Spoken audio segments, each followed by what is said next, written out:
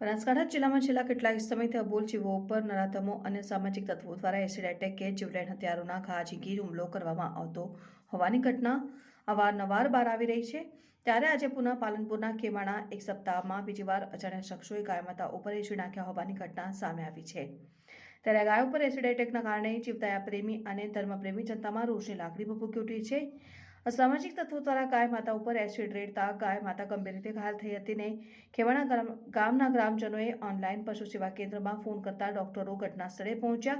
ડોક્ટરો દ્વારા ગાય માતાની સારવાર શરૂ કરવામાં આવી છે અને આ મામલે ગ્રામજનોએ પાલનપુર તાલુકા પોલીસને પણ જાણ કરી હતી અને વારંવાર ગાય માતા ઉપર એસિડ છાંટવાની ઘટનાઓને લઈને ગ્રામજનોએ તાલુકા પોલીસ મથકે ફરિયાદ નોંધવાની તજવીજ હાથ ધરી હતી।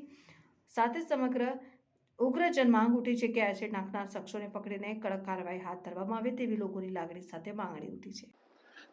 આજ રોજ સવારે 9 વાગે મારા ઉપર ફોન આવેલો અજયભાઈનો। એટલે એમને કીધું કે આપણે ટોલ નાકા પર ગાયને કોકને એવો પદાર્થ રાખેલો છે, ગાય બળી ગયેલ છે। અમે અમારા ગામના યુવાનોને લઈ અને તો ટોલ નાકા પર ગયા। સતીશભાઈ હતા, બીજા બધા છોકરાઓ હતા। તો ચાલો ગાય ગંભીર રીતે બળેલી હતી, અમે જોઈ બરોબર। ત્યાંથી ડૉક્ટરને ફોન કર્યો, પોલીસ સ્ટેશનની અંદર ફોન કર્યો, ત્યાંથી પોલીસ જમાદારની બધા તપાસ કરી। આના અગાઉ પણ અમે પોલીસ સ્ટેશનની અંદર અરજી આપેલી હતી। તો 8 થી 10 ગાયોને આવી રીતે જે કોઈ પદાર્થ નાખી બાળી નાખેલી છે એ અમુક અમે આપણે ટેટોડા મોકલેલી છે।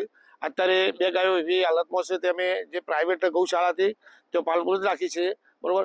ઓના માટે અત્યારે અમે જેને એફઆઈઆર ફડાવી છે, સાહેબને અમે જાણ કરી છે કે તાત્કાલિક ઓની ઇન્કવાયરી કરી અને વહેલી તકે એસપી સાહેબને પણ જાણ કરી છે કે વહેલી તકે ઓનો જે વિઘ્ન સંતોષ છે, જે આવી રીતે આડબોલું પશુઓ છે એ લોકો ઉપર આવું કૃત્ય કરે છે એને ઝીણવટ તપાસ કરી પકડી અને કડકમાં કડક સજા થાય એવી અમારી લોકોની નમ્ર અપીલ છે।